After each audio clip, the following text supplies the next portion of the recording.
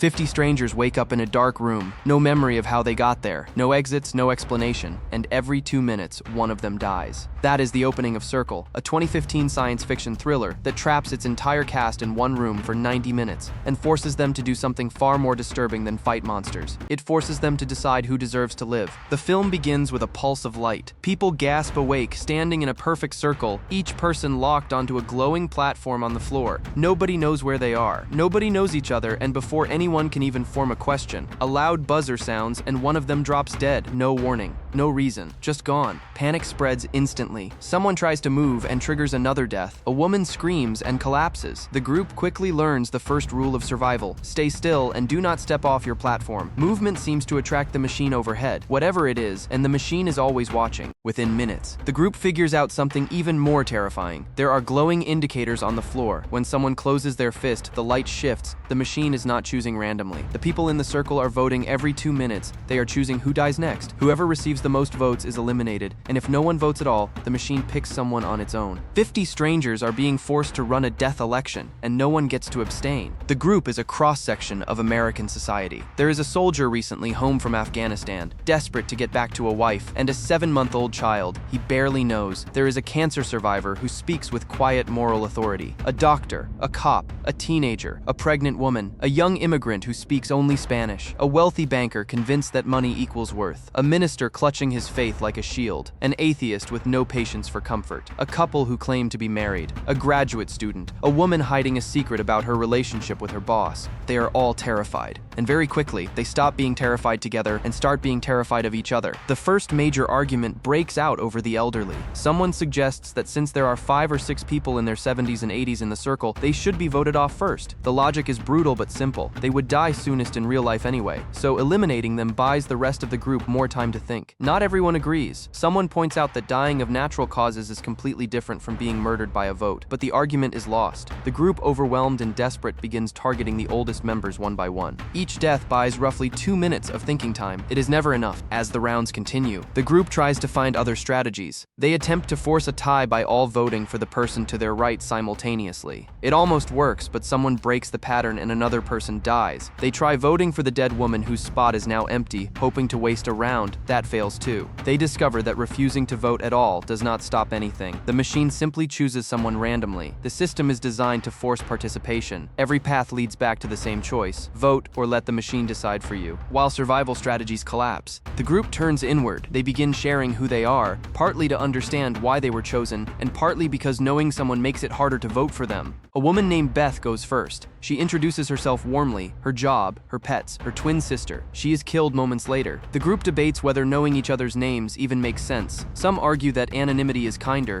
Others argue that stripping away names makes it easier to kill. The cop in the group recognizes one of the other men. He calls him out as an abusive partner who beat his girlfriend badly enough to leave a record. The accused man does not deny it. The group uses this as a reason to vote him off next. They are beginning to build a moral framework, however shaky, for deciding who should die. But the framework keeps falling apart. Someone suggests that the people without children should volunteer to die first since parents have more to live for. Someone else counters that plenty of childless people are valuable too. The banker starts ranking people by career and economic contribution, arguing that some lives are simply more productive than others. The debates grow louder and uglier. Race enters the room. A black man points out that the people of color in the circle seem to be dying faster. He challenges the group directly. The cop fires back with language that strips away any pretense of fairness. What began as a survival discussion reveals itself to be a reflection of every prejudice and social fracture that exists outside the circle. The aliens, or whatever is controlling this, do not need to program hatred into these people. It is already there. A minister steps forward and tells the group that God is watching, that everything has a plan. An atheist erupts in fury, pointing out that if there is a God capable of watching this happen and choosing not to stop it, then faith is a dangerous comfort. The group turns on the atheist for saying what many of them are already thinking. He is voted out. Then comes one of the film's most quietly devastating moments. The group asks for volunteers.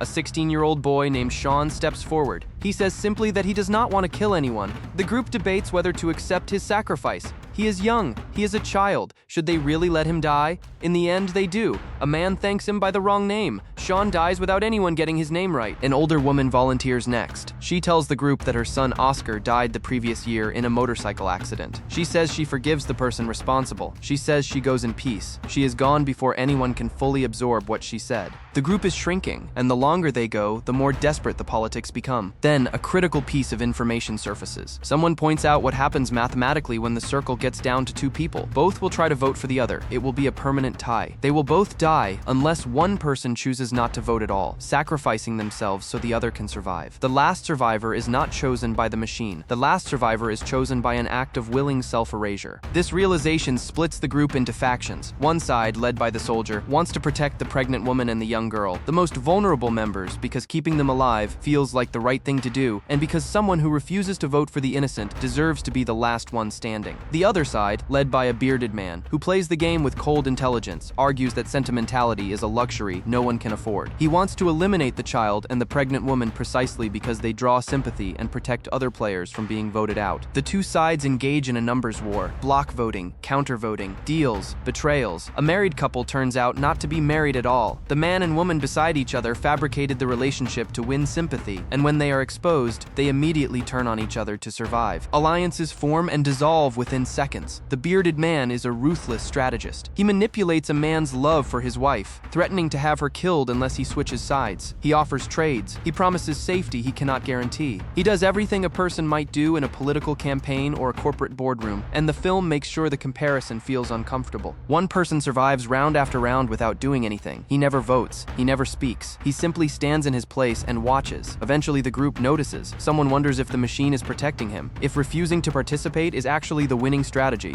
they vote for him to test the theory. He is killed immediately, suggesting the machine has no interest in rewarding passivity. Or perhaps the theory was simply wrong. As the circle shrinks to its final handful, only a child, a pregnant woman and man survives. The man volunteers to die for the child, but she moves and dies.